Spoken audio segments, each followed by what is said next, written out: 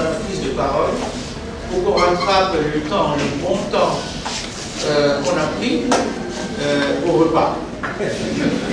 Voilà. Toute chose est payée par ailleurs.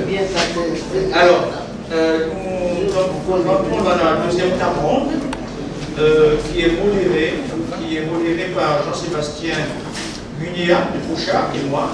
Je vais donner la parole à Jean-Sébastien puisque j'ai l'obligation démocratiquement de la partager. Jean-Sébastien. Merci, professeur. Vous m'entendez? Oui. Je voudrais peut-être pour non pas réveiller mais empêcher les somnolences d'apparaître, juste faire deux observations. Alors moi j'ai un parcours, vous l'avez peut-être vu, qui est très opérationnel. Et si je me réfère à ce que j'ai entendu et noté dans la bouche du professeur Mattei ce matin, ça m'a tout de suite poussé une réflexion interne. Oui, effectivement, ça fait peut-être 20 ans que j'agis. Alors, de pensée, j'espère, grâce au professeur Eichmann notamment, quand même, mais que toutes les réflexions que j'ai pu avoir sur le pourquoi, le moment de ce que je faisais. Alors, le son, Jean-Sébastien. Je rapproche comme ça. Je disais que depuis 18 ans, 20 ans maintenant que je suis sur un terrain plutôt conflictuel, plutôt agité, la priorité est largement à l'action et éventuellement à la réflexion, mais a posteriori.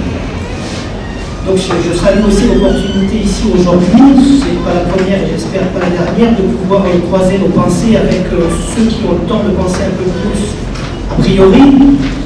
Aussi celui-là, donc un débat qui est ancien, je crois qu'on avait déjà à la Sorbonne il y a quelques années, Eichmann.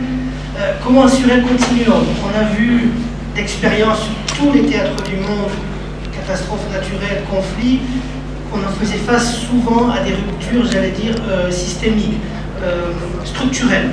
Plus d'argent, pas la bonne organisation, les compétences pas au bon endroit, pour pouvoir continuer sans qu'il y ait une déconnexion entre l'effet immédiat d'une action, efficace ou moins efficace, et un impact, quelque chose qui soit durable, pérenne au niveau des populations. On n'a jamais vraiment résolu cette équation. On a vu se créer depuis 10 ans une réflexion, évidemment, des fonds de consolidation de la paix. L'Union européenne avait mis en place le lien, comment ça s'appelle, LRRD, le lien réhabilitation, urgence, réhabilitation, réinsertion, développement, des financements adéquats. Donc il y a eu des outils, des réflexions. On a aussi insisté sur une approche plus participative. Non pas seulement évaluer les besoins sur ce qu'on voit et ce qu'on mesure, mais écouter les gens. Chez Ocha, pour la petite histoire, ça fait maintenant 6 ans, là, depuis l'agenda transformatif, qu'on a banni de notre Japon le mot bénéficiaire.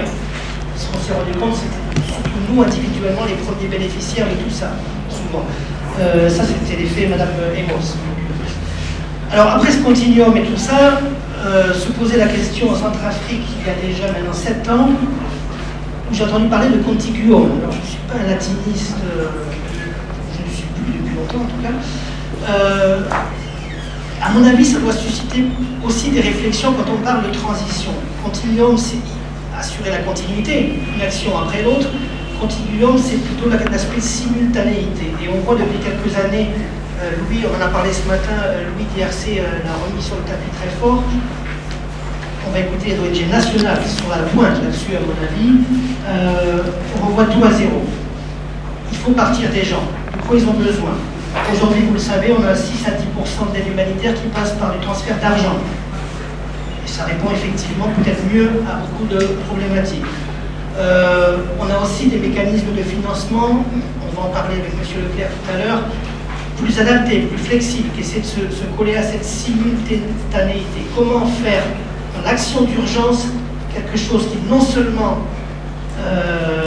soit efficace et utile immédiatement, mais n'affecte pas les capacités en aucune mesure de cette personne, de cette communauté ou de nous-mêmes à progresser et à se relever plus vite. Donc ça, c'est vraiment la question. Je crois que j'ai déjà trop parlé moi-même, donc je vais vous présenter rapidement. Alors, on entendra d'abord M. Désiré Kwame, qui est là, ici au milieu, qui préside cette table. Monsieur Kwame est professeur à l'université Félix Houphouët-Boigny ici même. Il est aussi et surtout conseiller de Madame le ministre de la Santé et de la lutte contre le sida en charge des ONG, ou en tout cas de la coordination ONG. Et il est diplômé de biochimie, un gros diplôme, ils sont dans les brochures. Donc il va nous apporter un éclairage peut-être institutionnel et médical sur ces questions-là aussi. On entendra ensuite, dans l'ordre, c'est Andrea, Bruno. Monsieur Bruno Leclerc, ici présent, qui est le directeur de l'AFD depuis 2 ans en Côte d'Ivoire, qui a dirigé des missions AFD dans plusieurs pays en Afrique et qui est à l'AFD depuis 1992, si je ne me trompe.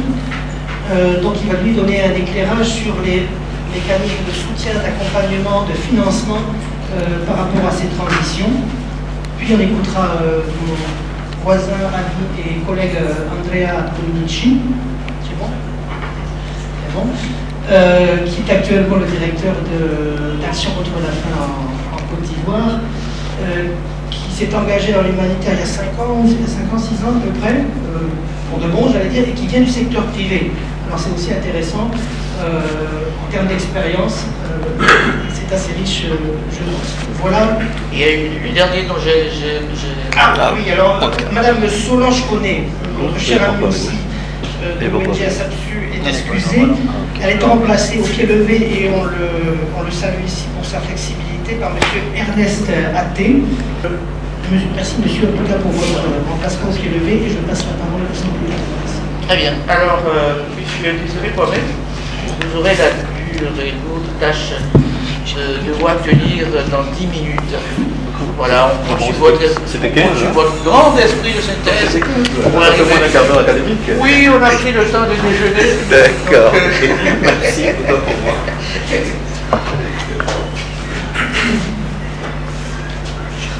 Ainsi, je vais donc à l'essentiel. Vous m'avez demandé des étapes majeures. Au niveau des étapes majeures, on va les développer. Elles démarrent essentiellement, je vais continuer, par la création d'un comité de coordination des ONG. Et ce comité a été mis en place en octobre 2011 avec des objectifs bien précis. D'une part, déterminer l'octroi d'agréments pour l'exercice des activités de santé publique. Cela veut dire quoi?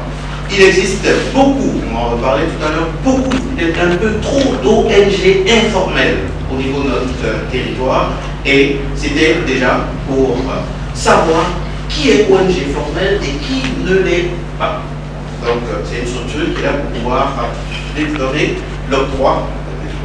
Après cet octroi, c'est valider l'établissement des conventions entre le ministère et les ONG.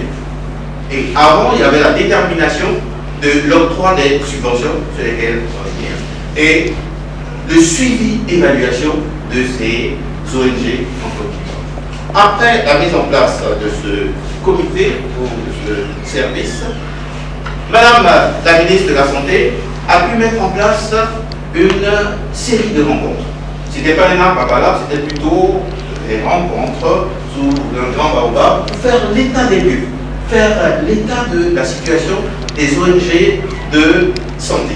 Et plusieurs principaux aspects sont sortis. Dommage, ça a été des aspects négatifs qu'il ne faut pas négliger. Une mauvaise administration de ces ONG, voire une mauvaise organisation, un nombre pléthorique, une méconnaissance des prérogatives du ministère, c'est-à-dire quel était le contrat qui est lié au ministère de la Santé, une faible coordination sur le terrain, un manque d'outils de travail. On constate qu'il n'était même pas capable, un grand eux, de présenter des projets de financement, ou même ne serait-ce même faire des rapports d'activité. Et l'élément fondamental, bref, mon porter attention aujourd'hui, c'est le manque de financement. plusieurs ONG, près de 60% des ONG nationales ivoiriennes n'ont pas les moyens, il faut être franc, n'ont pas les moyens déjà même d'assurer leur fonctionnement et d'effectuer la mission qui devrait leur assigner. Mais au moins, nous avons des points positifs. Nous avons pu répertorier 315 ONG nationales au total, qui avaient tous les documents légaux qui leur permettaient d'effectuer ces activités. Sur ces 315, nous avons environ 217 qui sont agréés, c'est-à-dire qui ont plus de 3 années d'existence et qui ont montré leurs compétences et leur expérience. Nous avons également environ une trentaine d'ONG internationales avec qui une collaboration nette est réalisée. Ce matin, la responsable de l'UNICEF n'a pas pu toutes les citer, mais nous les avons pour ceux qui veulent avoir plus de précision. Et un élément moteur pour Madame la ministre de la Santé, c'était qu'il puisse avoir une bonne synergie d'action, vraiment une collaboration parfaite entre les ONG internationales et le nombre de ces ONG nationales de santé qui étaient présentes. À côté de cet état des lieux, les ministères ont incité les ONG à se mettre ensemble. En Afrique, on dit que l'union fait la force, mais il y a une notion très importante au niveau de ces organisations, c'est le réseautage. Et suite à cela, plusieurs ONG en Côte d'Ivoire ont pu se mettre en réseau. Nous avons la FENOCI, dont justement un des responsables est là. Nous avons le RIOF, la FENOS, on ne va pas les citer tout compte tenu du fait qu'on n'a pas assez de temps, mais ce qui est intéressant, c'est qu'on a en plus une plateforme. Une plateforme qui est un regroupement de ces réseaux, une plateforme dont l'objectif est de travailler sur les 3 pandémies majeures, à savoir le VIH, la tuberculose et le paludisme. Après cette incitation au réseautage, nous avons renforcé le soutien financier de ces ONG, et là, c'est depuis 2004 jusqu'en 2015. Avec, en 2004, la mise en place d'un fonds national pour la lutte contre le sida, communément appelé FNFS. C'est un établissement public national, administratif, et qui a pour objectif majeur d'assurer la pérennisation de l'activité de la lutte contre le VIH en Côte d'Ivoire. À côté de ce fonds, nous avons une subvention ministérielle. Donc le ministère de la Santé a un budget et sélectionne les ONG qui en font la demande pour les aider à effectuer leur programme d'action. En 2013, nous avons 27 ONG qui avaient pu être bénéficiaires, même si le mot bénéficiaire ne sied pas. En 2014, nous avons eu 35 et au niveau de l'année 2015, 43 ONG bénéficiaires on peut être noté, bien que depuis lors, depuis la création de ce service, le capital est resté constant. À côté de cette subvention sélective, on a une subvention qui est octroyée aux ONG de santé d'utilité publique. Aujourd'hui, nous sommes là grâce à cette ONG d'utilité publique, ou je dirais la fille de cette ONG d'utilité publique, à savoir la Croix-Rouge de Côte d'Ivoire, qui bénéficie d'une subvention du ministère. À côté d'elle, on a la Croix-Bleue, on a également l'AIBF, donc on a plusieurs structures, environ une dizaine, qui bénéficient de façon systématique chaque année d'une subvention, donc d'une aide du ministère. Ce ministère également tient énormément aux activités que ces ONG réalisent. Et une ONG est en crise, à savoir la Croix-Rouge ivoirienne. Madame la ministre a pris en main ce problème, a pu mettre en place un présidium avec l'avis du président de la République, et ce présidium a pu gérer la crise qui avait monopolisé ou géré un peu la Croix-Rouge ivoirienne. Et de ce jour, nous sommes avec une Croix-Rouge, comme vous avez vu ce matin, hyper dynamique avec plusieurs projets. Ces ONG il leur faut, bon, on a également l'assistance au niveau des partenaires, Banque mondiale, mais ces ONG, il leur faut un renforcement de capacité. Et là, c'est un élément fondamental. Le ministère a mis au point, puis élaboré et mettre au point un guide, qu'on a appelé la clé. Un manuel d'environ 40 pages pour leur permettre de savoir, d'une part, les relations qui existent entre elles et le gouvernement, les subventions qu'elles peuvent avoir, mais surtout les outils de travail. Qu'est-ce qu'elles ont besoin pour pouvoir effectuer leur rapport d'activité? Qu'est-ce qu'elles ont besoin pour pouvoir mettre en place des projets de financement des sites du Sud? Donc, à côté de ce renforcement des capacités des acteurs nationaux, nous avons pu faire une formation au niveau des ONG nationales et également des ONG d'Abidjan et celles de l'intérieur. Il ne reste pas beaucoup de minutes, mais on va forcer. Quelles sont les stratégies en perspective? Avant les stratégies en perspective, sachez que tout n'a pas été rose. Donc on a eu certaines difficultés. La difficulté majeure, c'est qu'il y a un nombre pléthorique d'ONG informelles. Et ça nous crée d'énormes problèmes sur le site. Une organisation se lève et se dit, je suis ONG.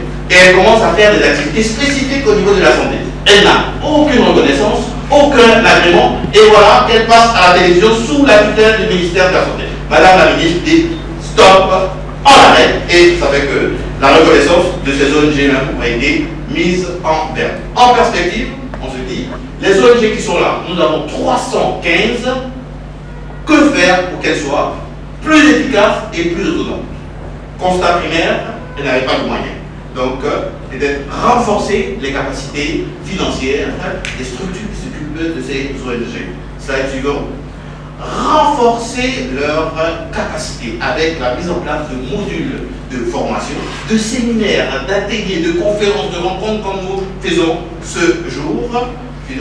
Ouvrir peut-être un site web pour pouvoir mieux les informer sur tout ce qui se passe au niveau de ces ONG. Quand je regardais, il y en a 4 ou 5 seulement qui sont présents ici. J'espère qu'ils vont bien passer le relais.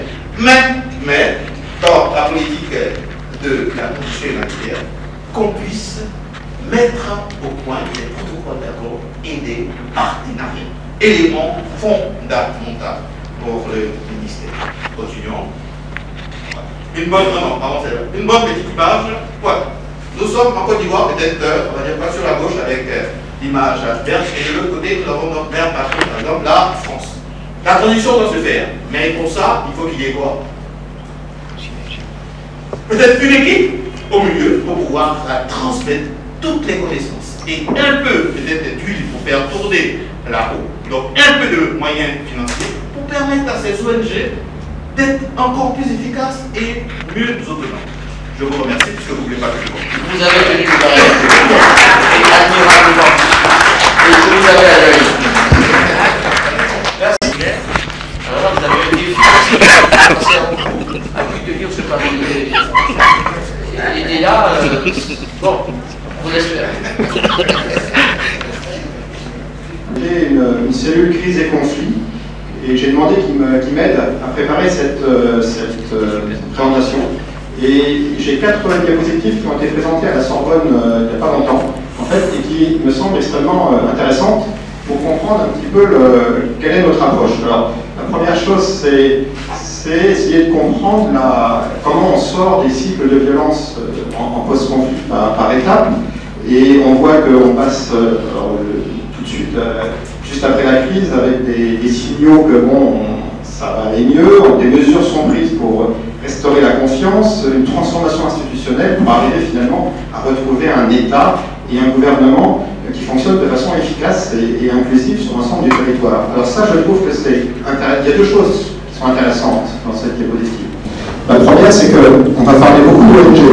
Là, on va parler des ONG qui sont essentielles. Oui, c'est essentiel, mais qu'est-ce que l'on vise dans le post-crise? C'est quand même la restauration d'un État qui va reprendre en main les fonctions essentielles d'un État. La deuxième chose, c'est en fait, à gauche, il y a une unité de temps.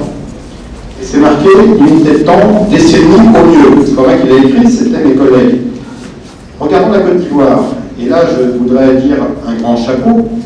Côte d'Ivoire, quand la crise a été terminée en 2011, on était quand même dans un état, enfin, dans tous les deux sens du terme, dans un état quand même assez incroyable, enfin, assez dégradé, il y avait tout à reconstruire. On est maintenant 4 ans après, enfin 5 ans après, et qu'est-ce que l'on constate quand même? Que les choses vont beaucoup mieux. Donc on voit bien que dès l'instant où il y a une volonté et où on peut un peu griller ces étapes, ça peut aller plus vite. Je trouve que cette diapositive est extrêmement intéressante. Ensuite, il y a une approche par phase que l'on constate, qui n'est pas forcément linéaire. Et là, je veux dire que mon prédécesseur, le prédécesseur de mon prédécesseur, monsieur le représentant de l'OCHA, a déjà dévoilé ce que je voulais dire, parce que je voulais parler du continuum et du contiguum. Donc, en fait, c'est exactement ça. Alors ça veut dire qu'il y a des étapes et des phases. On démarre par l'assistance humanitaire, la sécurité internationale, puis après les services se développent, le modèle hybride avec l'État qui reprend des positions et des tâches régaliennes, et puis à la fin, il y a le gouvernement qui joue son rôle, à la fois au niveau central et au niveau local. Mais en fait, tout ça se fait parfois en continuum, comme il l'a expliqué tout à l'heure, et parfois se fait en même temps sur différentes parties du territoire, on retrouve les différentes phases. Donc, je ne reviens pas là-dessus. Ensuite, troisième, c'était ce qu'ils appellent penser les phases hybrides. Parce qu'en fait, tout ça n'est pas aussi, évidemment, simple qu'on pourrait le penser. Évidemment, il y a des asymétries géographiques dans différentes régions du territoire. Vous avez des phénomènes de décentralisation et de déconcentration qui coexistent. La participation des populations est évidemment essentielle, puisque c'est de là que partent l'ensemble des analyses des besoins et des actions qui sont menées. La coordination des acteurs, on n'en parlera jamais assez, c'est essentiel. Et on a un exemple de post-crise qui est le fonds BECU, qui est un fonds que l'on a mis en place en République centrafricaine avec plusieurs bailleurs de fonds, et qui est un exemple justement de coordination pour mettre ensemble, mobiliser ensemble des ressources et les mettre en œuvre de façon coordonnée. Adaptation, innovation, et puis enfin l'État qui doit évidemment détenir les règles, et donc avec toute la démarche qui est indispensable d'appuyer la restauration de l'État. En 2 mots, quelle est l'approche de l'Agence française de développement en général? Alors il y a le premier objectif qui est Do Not Harm en anglais, qu'on traduit donc ne pas nuire, qui exige évidemment une analyse détaillée du contexte. Le continuum entre l'urgence jusqu'au développement, monsieur Minier l'a rappelé tout à l'heure, c'est donc ce qu'on appelle LRDD, enfin en français lié l'urgence, la réhabilitation et le développement. Agir en amont et sur les fragilités structurelles, bien sûr. Jouer collectif, on retrouve la notion de partenariat, et je vous ai mis en dessous un exemple de ce qu'on a pu faire pour contribuer à prévenir les tensions entre des populations hôtes et des réfugiés syriens. Alors c'est par rapport aux résultats attendus, c'est un débat qu'on continue à avoir avec le ministère de la Santé. Et puis l'importance du psychosocial, je terminerai là-dessus. Le psychosocial, donc on a fait avec les 4 ONG avec qui on travaille, un atelier de 3 jours avec une collègue qui était venue de la cellule Crise et Conflits, extrêmement intéressant pour voir comment mettre le psychosocial dans nos actions par l'intermédiaire de ces 4 ONG, extrêmement important parce que les conflits dans l'Ouest ont été extrêmement importants, comme vous le savez, et il y avait du travail à faire sur ce terrain-là, malheureusement, et c'était important de le dire. Je vous remercie. Merci. Merci Guillaume. Bonjour tout le monde, je suis Andrea Dominici, directeur pays de la CEF en Côte d'Ivoire depuis 2013. Et je remercie les organisateurs pour m'avoir invité. Et l'idée de cette présentation, c'est de faire voir un peu l'évolution des partenariats opérationnels des ONG, surtout des ONG internationales, dans une situation de transition. Alors, plus de 60% des ONG ont dû partir. Et on dû partir faute de manque de financement, pas pour une amélioration des indicateurs. Et ça, c'est très important quand on parle de transition. Par exemple, l'Union européenne parle de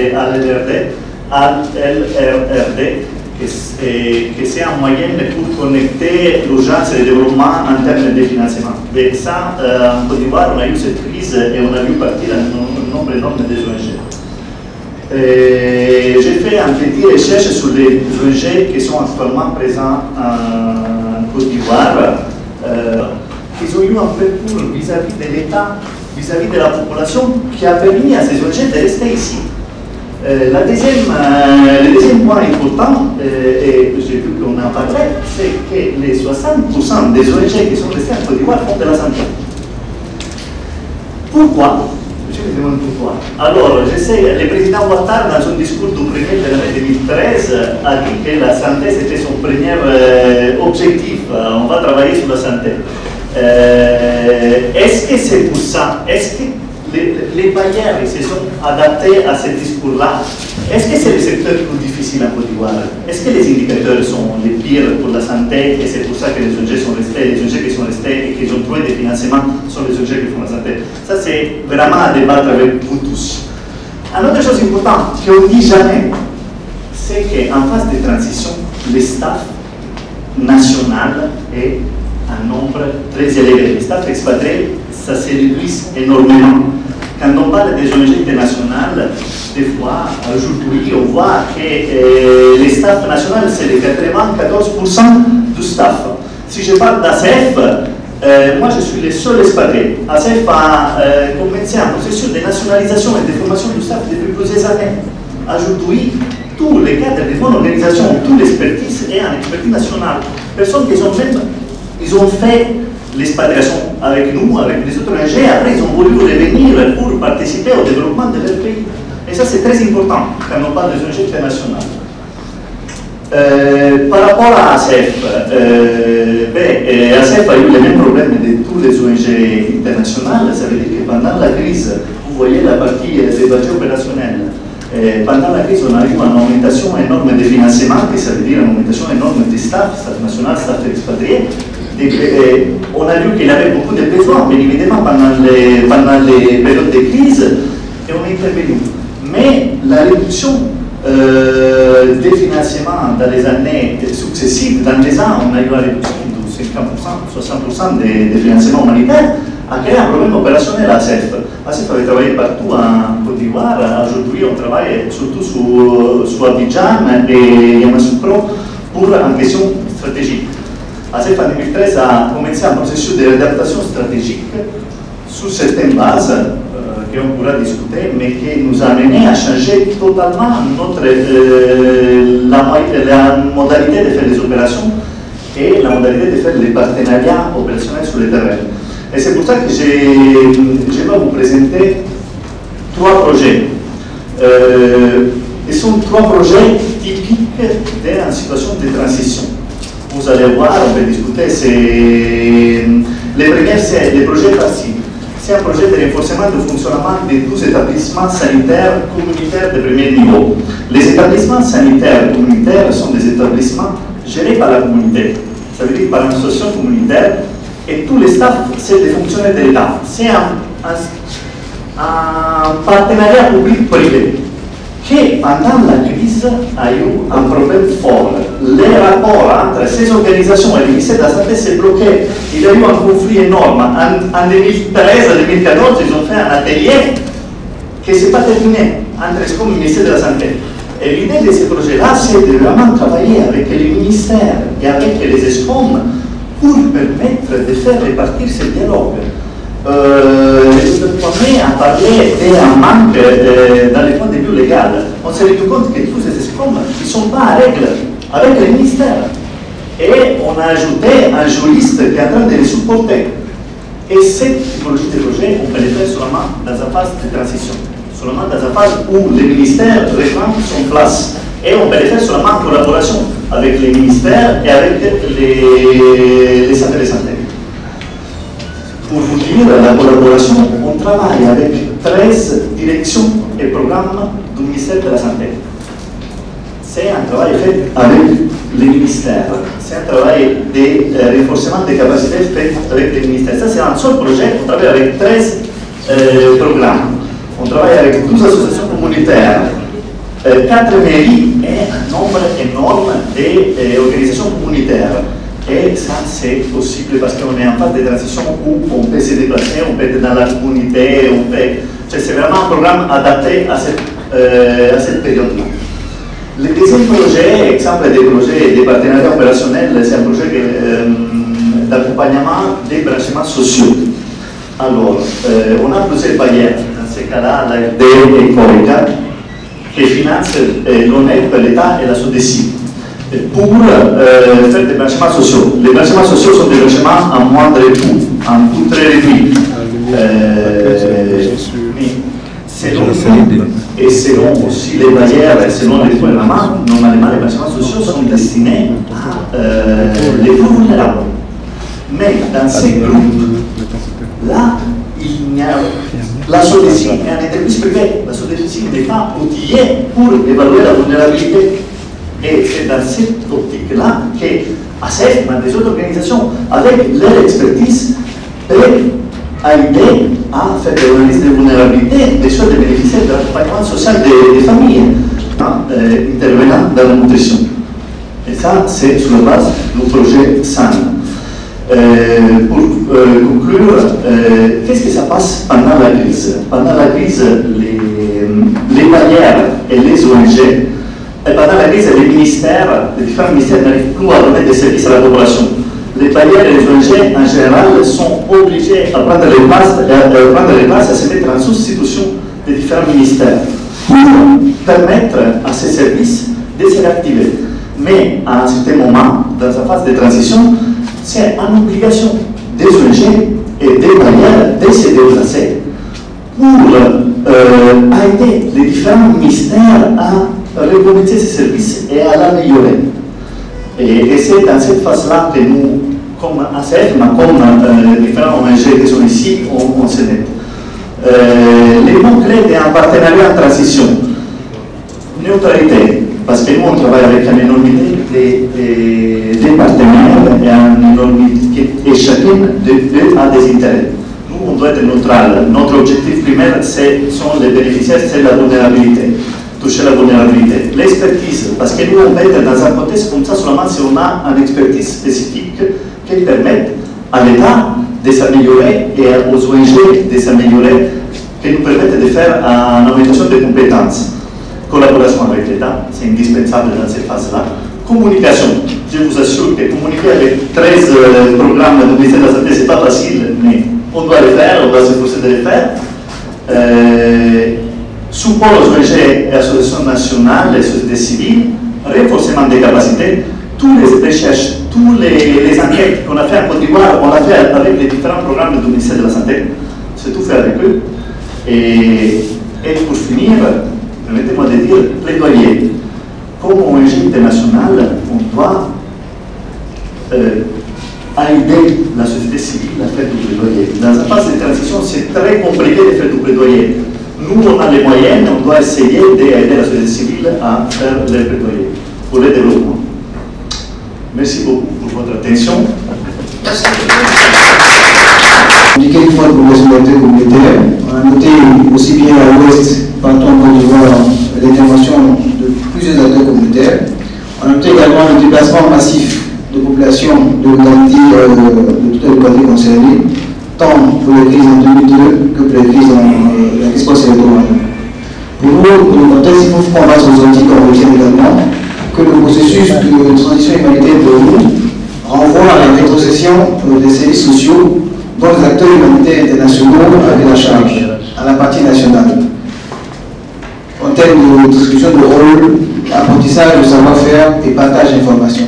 Tout cela pour pouvoir permettre à la société civile d'être encore plus outillée. Ce processus également de transition humanitaire implique une mobilisation collective. Il ne s'agit pas maintenant de faire seul, cavalier seul dans son département, mais cela implique que tout le monde est partie prenante dans cette activité, dans ce processus. Diapo, s'il vous plaît.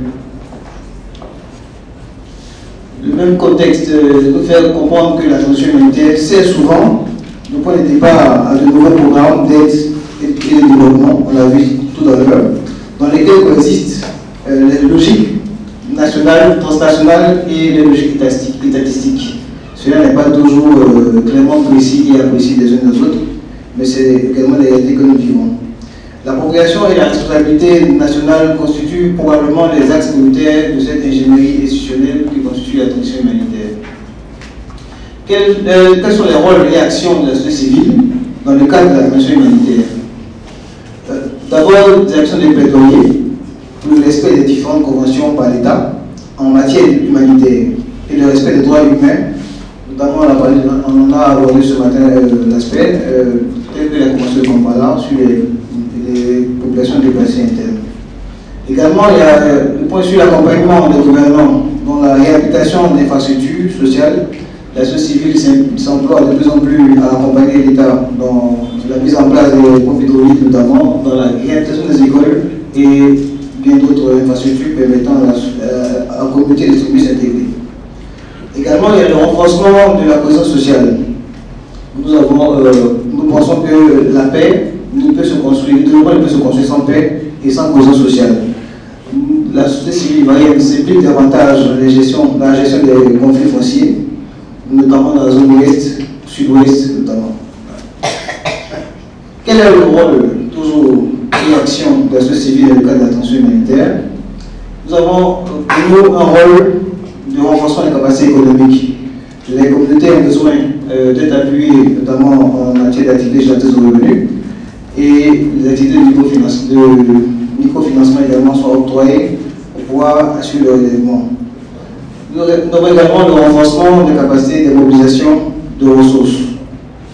Et bien entendu, la construction pour nous du mouvement citoyen sur l'éveil des consciences. Aujourd'hui, il est question de pouvoir donner à la société civile toute la responsabilité sociale, que chacun prenne le lead et qu'il comprenne qu'il a un rôle à jouer avec et au sein de la communauté. Quelles sont les stratégies mises en œuvre par la société civile? Elles ne sont pas exhaustives, mais nous pouvons retenir ici la mobilisation communautaire, le renforcement des capacités, l'accompagnement des communautés, parce que pour nous, il faut mettre la communauté au cœur de l'action, et l'établissement des partenariats. On l'a dit tout à l'heure, c'est un point essentiel pour nous, acteurs communautaires, de pouvoir tisser des partenariats forts et solides et bien entendu durables. Quelles sont les principales difficultés rencontrées par les organisations de la société civile locale? Tout à l'heure, on a entendu notre aîné du ministère l'ont dit, il y a pour nous un manque de confiance des partenaires de développement. De plus en plus, on remarque cet aspect des choses. Il apparaît important pour nous de situer, de placer la société civile au cœur d'une relation franche et transparente d'établement. Peu de financement direct à la société civile locale. On l'a dit, il y a plusieurs sources de financement, il y a plusieurs axes de financement qui sont octroyés à des structures internationales, pas forcément aux ONG locales. Tout cela parce que le manque de confiance est un handicap et il faut aller au-delà de ce manque de confiance là pour pouvoir travailler effectivement avec les communautés.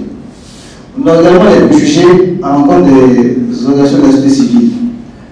Ces préjugés-là, je ne peux pas tous les citer ici, mais nous savons très bien que lorsque nous avons des préjugés envers des acteurs, on ne peut pas travailler franchement avec ces structures. Donc c'est un handicap également que nous vivons en tant que société civile et qu'il faut éliminer, je pense, rapidement pour que nous puissions, avec les principes humanitaires, travailler avec égalité et pour l'humanité évidemment. On a également la militance de la partie gouvernementale qui considère la société civile comme une opposition. On l'a vu tout à l'heure, c'est un peu difficile également pour la société civile d'être considérés comme des moins-que-rien, des structures qui ne sont pas outillées, qui ne sont pas compétentes, qui n'ont pas les documents, alors que les documents sont donnés par l'État même qui cautionne tout cela. Aujourd'hui, cette méfiance-là également fait obstacle au développement des actions de la société civile qu'il faut, je pense, respecter de plus en plus. On a également la perception de la supériorité des organisations internationales sur la société civile nationale. De plus en plus, nos collègues des ONG, des organisations internationales humanitaires pensent qu'elles sont plus outillées, toujours plus outillées que la société civile ivoirienne, et elles ne consistent a été écarté pour mieux implémenter les activités au plan national. Quelles sont les perspectives de collaboration que la société civile entend tisser avec les partenaires de développement? Nous pensons qu'il faille instaurer des rencontres à thème initiées par la société civile ivoirienne, impliquant des autres acteurs nationaux et internationaux.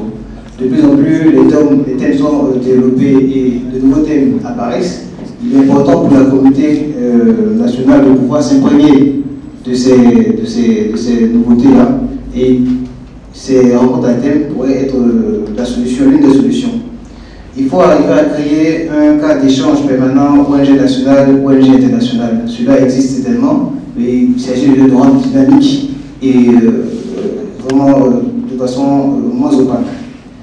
Faciliter l'accès aux ONG internationales, les services de certains partenaires au développement, sans le faire ressortir parce qu'aujourd'hui en Côte d'Ivoire, il y a certaines structures qui n'arrivent même pas à avoir accès à des bailleurs, à des partenaires de développement pour voir qu'est-ce qu'ils font, et cela pose un problème véritablement. De valoriser l'action des acteurs locaux par la disponibilité de ressources financières pour les activités des organisations nationales, de renforcer les capacités des communautés à la base, afin d'en faire des bénéficiaires actifs des actions de développement et impliquer véritablement les communautés dans tous les programmes de transition. Je vous remercie.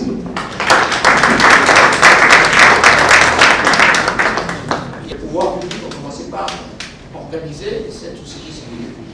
Mais on aurait aimé entendre les difficultés que le pouvoir public rencontre en la matière, les modalités d'affectation des ressources, parce qu'on est quand même dans un contexte très politisé. Est-ce qu'il n'y a pas, au niveau de ces ONG, un sentiment d'allocation ciblée, ou d'allocation politiquement orientée au financement que vous accordez? Quels sont les garde-fous que vous donnez pour y arriver? Quand on écoute les ONG internationales et les ONG locales, on sent bien que quelque part il y a quelques frictions. Et je crois que c'est de ça.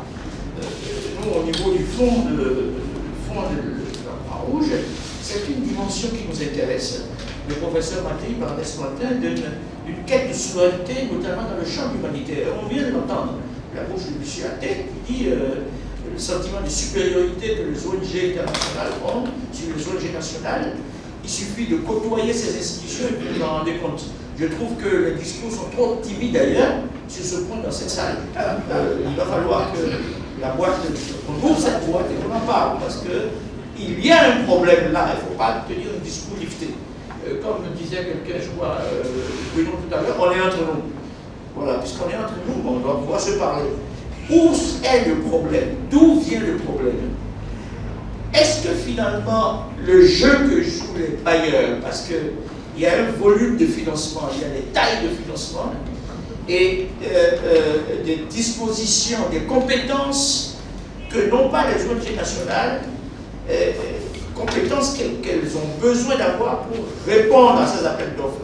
Est-ce que le jeu n'est pas à ce niveau-là? Les bailleurs disent en retour, nous avons besoin de sécuriser nos ressources.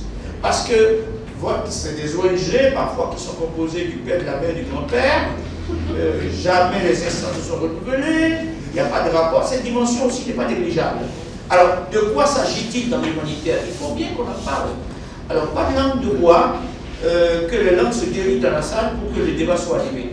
Alors, je vais donc ouvrir la parole. Je suis un agitateur et je suis dans mon rôle. Je vois que le main se lève et on va y aller. Alors, je prends par groupe de 5. Et plus courtes les interventions sera, mieux nous enrichirons mutuellement. Alors, je commence par Madame Dewa. Merci, professeur. Je m'appelle Cynthia Bailly, je suis de l'université Alassane Ouattara de Poitiers. En fait, les problèmes soulevés par M.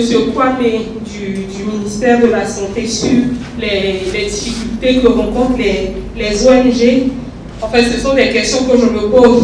Est-ce que ça ne peut pas être dû au fait que les acteurs internationaux essaient de maintenir une logique de dépendance dans leur rapport avec les acteurs nationaux?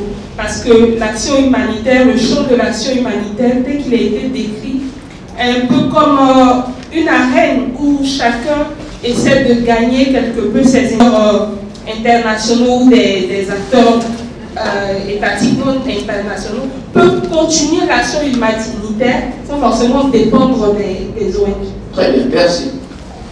Alors, Madame Pouloua, par rapport à la première intervention, je note qu'il y a deux types de subventions au ministère de la Santé. Il y a une subvention pour les ONG ordinaires qui n'ont pas des statuts, qui sont des montants assez raisonnables, pas raisonnables, mais qui sont des montants qui sont là. Et il y a les ONG à statut qui ont des montants consistants. Alors la question que je voudrais poser, quand je prends le cas de l'AIBF, qui a un statut d'utilité publique, qui reçoit une convention consistante, mais pourtant ils reçoivent de l'argent suffisamment. Ça c'est un. Deuxièmement, au niveau du monsieur de l'AFT, quand l'histoire de CDD est arrivée, nous avons été les voir. Après, nous avons vu au niveau du ministère de la Santé la personne en charge qui nous a dit l'AFD a choisi elle-même 2 ONG avec lesquelles il faut travailler. Et il se trouve que ces ONG, maintenant, elles sont devenues 4. Malgré l'appui que ces ONG ont, il se trouve, comme le disait le monsieur de l'AFD, que les indicateurs de santé sont inquiétants. Est-ce que vous avez fait le bon choix? Est-ce qu'il s'agissait de travailler seulement avec 4 ou bien il fallait apporter un appui à plusieurs pour que cela marche? J'arrive au dernier, c'est fini. Et je voudrais aussi dire que les résultats de l'Ebola, le fait qu'il n'y a pas eu d'Ebola en Côte d'Ivoire, ce n'est pas le financement de l'AFD, des 4 ONG qui ont fait. Nous étions à la frontière libérienne, nous n'avons pas eu de financement. Nous avons fait des sensibilisations tout au long de la frontière. On a fait ce qu'il fallait faire et on n'a pas eu d'argent, mais pourtant notre action a porté. Ça, il faut le noter. La dernière chose, c'est par rapport à ACF. ACF, vous dites que vous travaillez avec les ONG. Moi, je voudrais savoir, est-ce que vous êtes en partenariat avec une ONG qui travaille tous les jours avec vous pour que quand vous quittez, que cette ONG puisse continuer l'action sur le terrain? Vous avez dit que vous avez apporté des appuis. Est-ce que ce n'est pas appui par rapport aux missions ponctuelles que vous leur avez confiées comme pour balayer la maison? Merci. Merci Madame Pouloua. Alors, notamment pour les populations hautement vulnérables. Ma question s'adresse à M. Kwame. En tirant les leçons de la crise post-électorale, ce matin, si je me réfère à l'intervention de l'UNICEF et à celle de la Croix-Rouge, je crois que j'ai pu comprendre que le problème d'un dispositif de veille sanitaire semblerait être important, Alors, à ce niveau-là, au niveau du ministère de la Santé, puisque vous êtes celui qui a pris la parole au nom du gouvernement, je voudrais savoir s'il y a une perspective de mettre en place un dispositif de veille humanitaire. Comme ailleurs, dans certains pays, il y a un dispositif de veille sanitaire. Et cela dans le cadre de la transition humanitaire. Et dans cette perspective-là, qui prendra le lead? Quelles sont les dispositions, quels sont les outils qui sont envisagés? Et comment est-ce que vous comptez organiser cela? Parce que ce matin, lorsque le professeur Mattei, dans sa brève introduction, qui est très enrichissante, j'ai pu comprendre qu'il a voulu nous faire comprendre comment est-ce que nous nous approprions justement tous les aspects liés à l'humanitaire. Alors, au niveau de la Côte d'Ivoire, tirer les leçons de la crise, tirer les leçons de l'Ebola, qu'est-ce qui est envisagé? Comment est-ce qu'on le fait? Merci, M. Sia.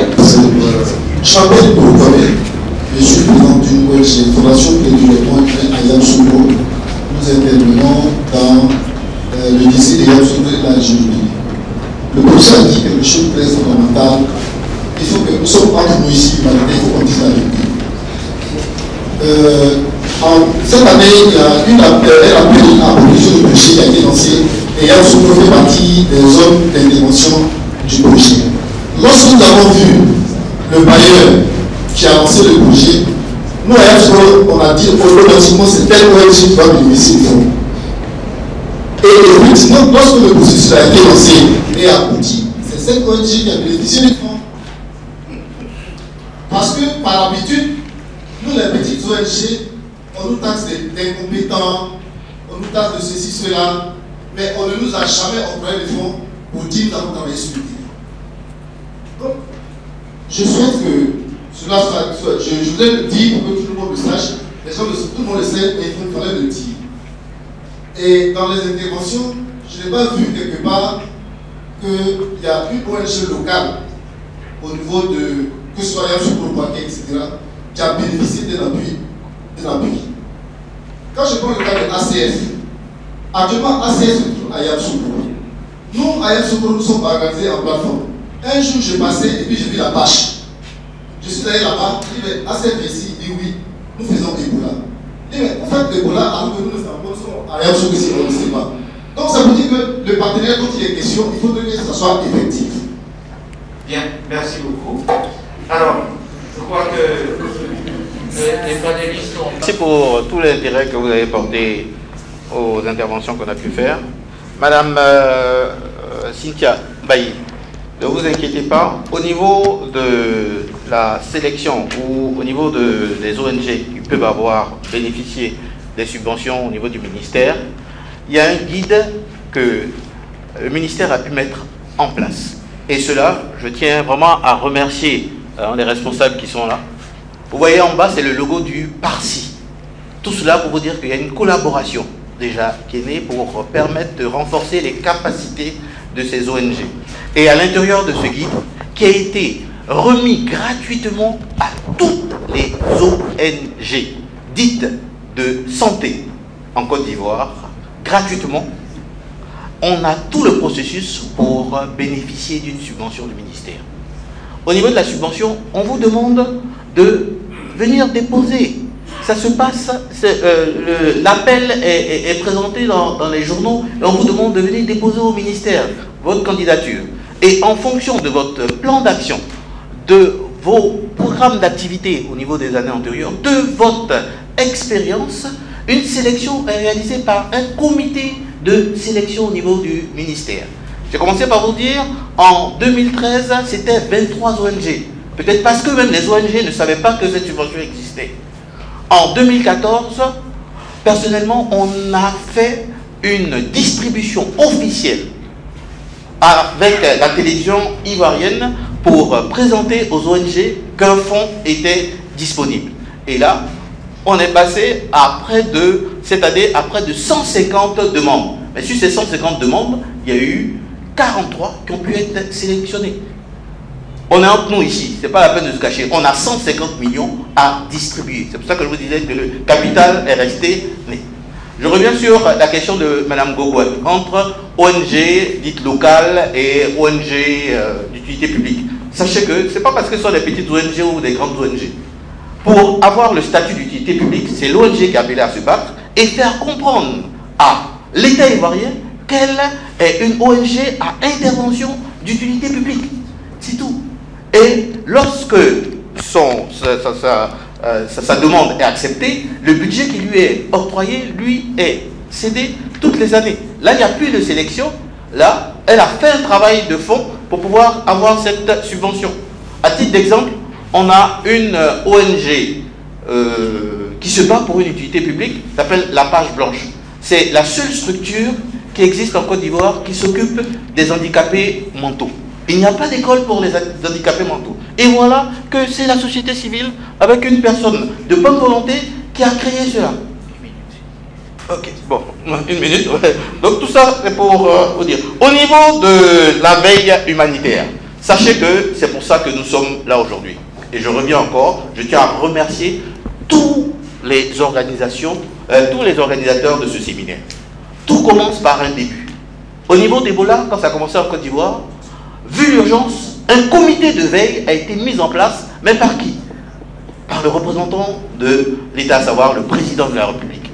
Et là, aujourd'hui, on est en face d'un problème, ou si on peut appeler problème.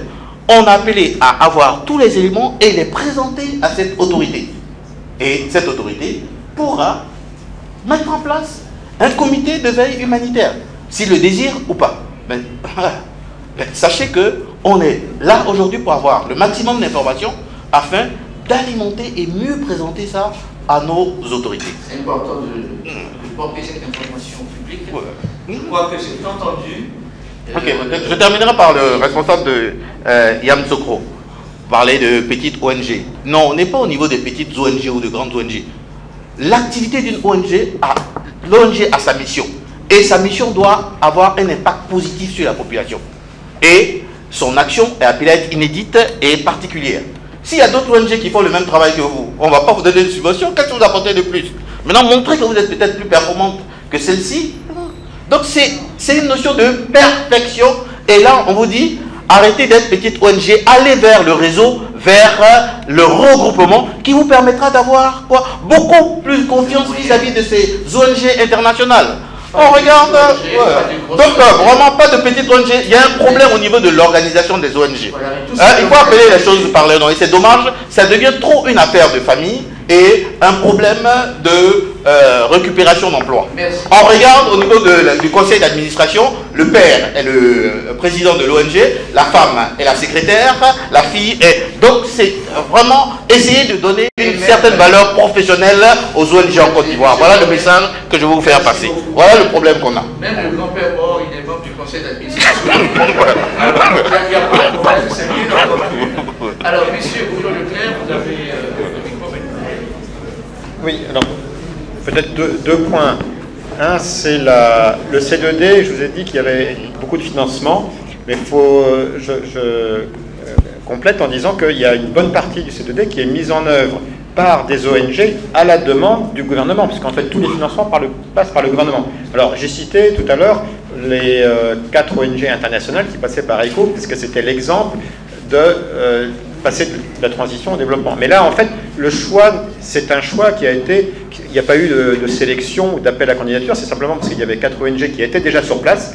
Il avait été décidé avec le gouvernement d'aller se focaliser sur la zone ouest. Et donc, tout naturellement, c'est les mêmes ONG qui étaient déjà là sur un autre financement qui ont été considérés. Ceci étant, sur les écoles, je ne sais pas si quelqu'un sait ici dans la salle que tout le programme de construction des écoles du C2D est fait par des ONG. Et il n'y a pas d'ONG internationale par rapport à nationale, c'est les meilleures qui ont été sélectionnées. Certaines sont internationales, certaines sont nationales, et il y a eu des contrats. Et qu'est-ce que l'on constate? Eh bien, que le coût moyen des écoles construites par les ONG est d'environ la moitié de celui qu'on l'on constate dans d'autres programmes, et deuxièmement qu'en plus de la construction des écoles, vous avez tout ce qui est sensibilisation, travail avec les communautés de parents, les comités de gestion, et sur la scolarisation des filles, etc. Deuxième, PSP, la pharmacie de santé publique pour les médicaments, et puis une quatrième à l'Institut national de santé publique qui a géré pour le compte du gouvernement des financements et qui pouvait aller au centre des opérations ou à d'autres. Donc en fait, il faut bien voir que c'était une complémentarité globale. Il y a eu plusieurs financements. On n'était pas tout seul, heureusement, et on a essayé d'apporter simplement notre petite pierre à la lutte contre Ebola. Merci. Merci. Monsieur Domenici? Oui, je vais donner juste des informations. Par rapport à notre projet santé, le projet PARSI, et cette typologie de partenariat, c'est possible dans la phase de transition. Par rapport au projet santé, avant-hier, j'ai reçu 30 organisations de la nutrition en Côte d'Ivoire nationale qui sont venues chez moi à me demander de présenter un projet pour eux parce qu'eux n'étaient pas en mesure de gérer les financements. Et ils ont demandé à ACF de se faire porteur du projet vis-à-vis des bailleurs. Ça, c'est de la collaboration. Ça, c'est de la formation. Ajoutons demain, vendredi, ces organisations vont se rencontrer tous ensemble Ils m'ont demandé de participer, moi j'ai dit non. C'est vous, vous devez choisir, allez choisir. Après, si vous décidez qu'ACF doit vous aider, on va vous aider. Et c'est fait avec des fonds propres en plus. Parce que vous devez aussi comprendre que beaucoup de fois, il y a beaucoup d'organisations internationales qui mettent des fonds propres pour faire des projets. On n'est pas là à se voler l'argent de la Côte d'Ivoire, franchement. Moi, j'ai eu 10 missions des experts qui sont venus de la France, payés par ACF pour faire de la formation de mon staff, faire de la formation du staff des centres de santé. Et c'était avec des financements d'ACF. Et pour conclure sur le financement, il y a la concurrence. S'il vous plaît, vous ne pouvez pas penser d'avoir accès à tous les financements. Moi, vous pensez que moi, je n'ai pas présenté 500 000 projets dans ma carrière et combien de fois je n'ai pas eu le financement? Et combien de fois je me suis mis à étudier pourquoi je n'avais pas eu le financement pour améliorer ma performance? Ça doit être pour tout le monde, pas les organisations internationales, pour les organisations nationales, pour tout le monde. Vous ne pouvez pas penser, quelqu'un a dit, ok, à Yamoussoukro, je suis arrivé, je n'ai pas parlé avec un ONG national. Un ONG national, pardon, mais je peux décider aussi avec qui je vais faire mon partenariat. C'est pas que moi j'arrive et je dois parler avec tout le monde. C'est vraiment le concept que c'est erroné à la base. Mais,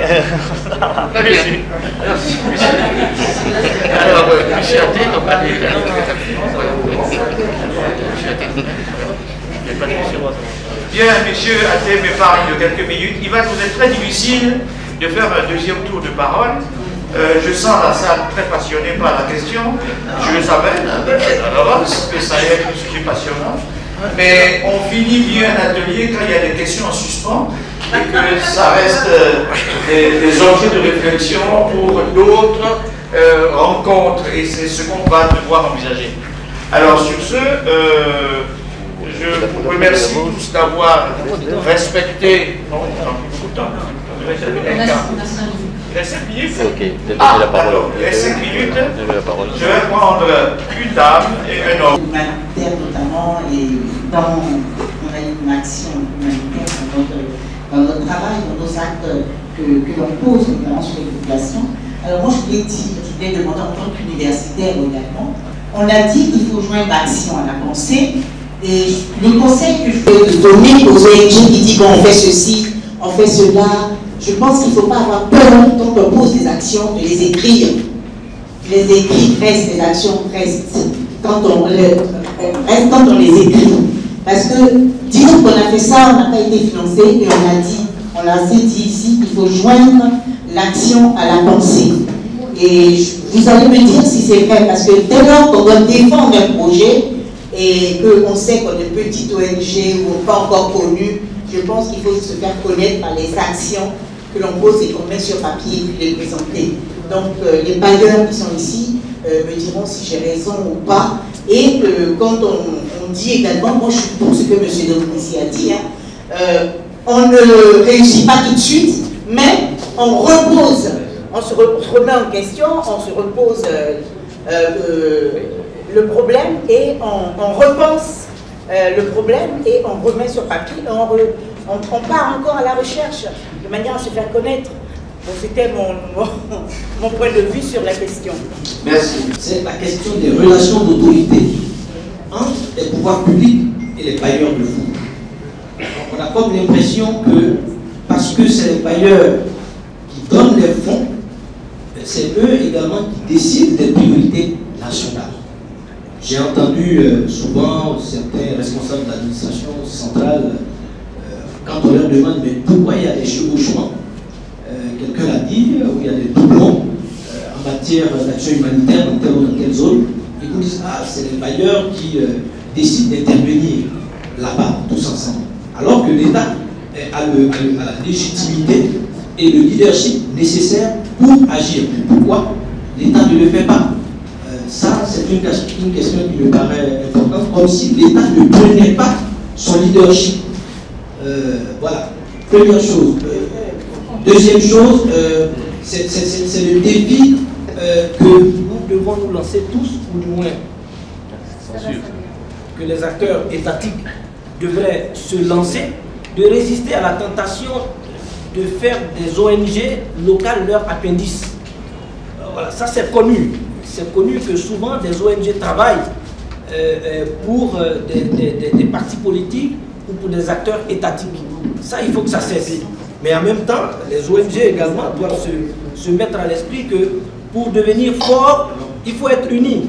Combien de fois on n'a pas entendu des frictions en interne au sein des plateformes des ONG, avec des histoires qui vont même jusqu'en justice.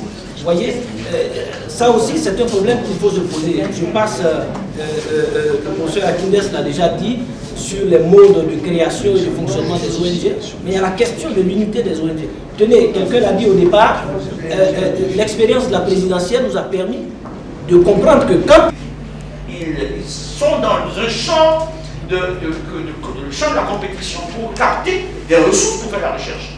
Aujourd'hui, c'est partout pareil. Donc il faut apprendre les règles du jeu et il faut apprendre réellement à être rigoureux.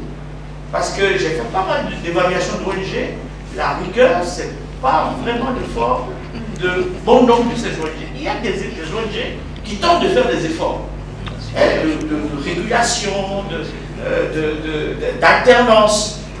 C'est rare les ONG que vous voyez dans ce pays où les têtes changent. Vous voyez des ONG, les présidents sont présidents pendant 20 ans. Et ça, c'est un indicateur de malgouvernance et de mauvaise santé des ONG. Vous voyez, donc c'est un champ ouvert de réflexion.